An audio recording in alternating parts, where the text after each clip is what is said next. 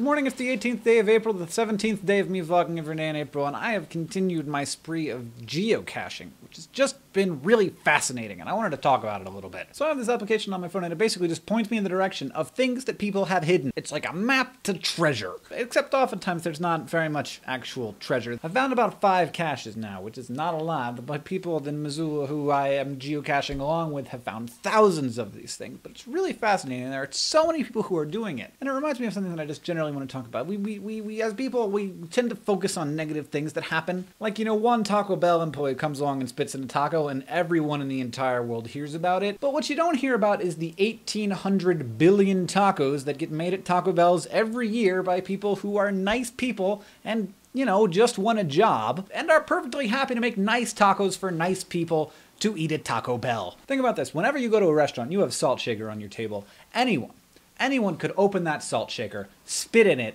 and then close the salt shaker. Anyone could do that and never get caught. But you want to know something funny? That never happens because people are nice. And geocaching is all about that. It's about hiding something and anybody can go find it. But people obey the rules of this community because they are part of a community. And when you're part of a community, you are under the obligation to obey the rules of that community. And people very rarely break that bond. Sometimes people will do things that according to one community is taboo, but that's because they're not in that community. When someone spits in a taco, it's because they are not part of the Taco Bell purchasing, eating community. They are part of a much different community that is based on screwing with people and exercising power in ways that you can exercise power. But people who are members of the geocaching community, the amazing thing is how very rarely anything goes wrong with this stuff. And you can see the binding of community working in so many different ways, whether you're talking about soldiers in the army, or if you're talking about women in microfinance programs almost invariably paying back their loans. It's about defining the rules of the community, defining something that everyone believes in.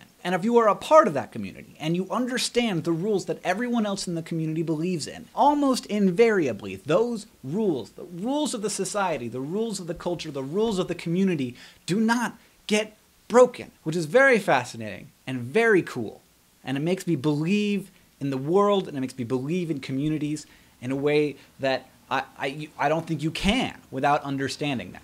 So that's what I wanted to talk about, because that's what geocaching was making me think about. It's great to go out there and find things in these caches and trade and like record your discovery in the logbook and then re-hide it, and it's all done like it never happened, and people who are walking 5 feet away will never ever know that that thing is there. It is a thrill of the treasure hunt, and I'm very excited to be a little bit of a part of it, and I hope to continue finding caches as I move forward in life, and I have to now edit this video. So I'm out.